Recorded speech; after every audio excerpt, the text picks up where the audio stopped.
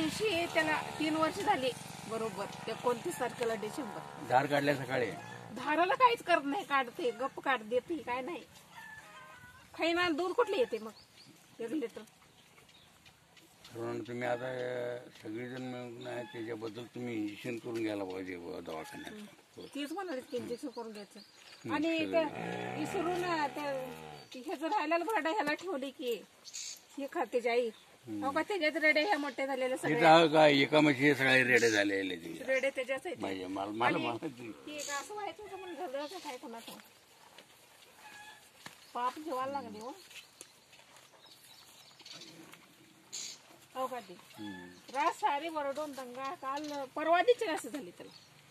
ती होय ती 21 दिवस झाली की ती बरोबर काय बी असू माणूस असू दे जनावर असू दे काय बी असू दे कुठं तर उपाय करा म्हणलं जरा काय.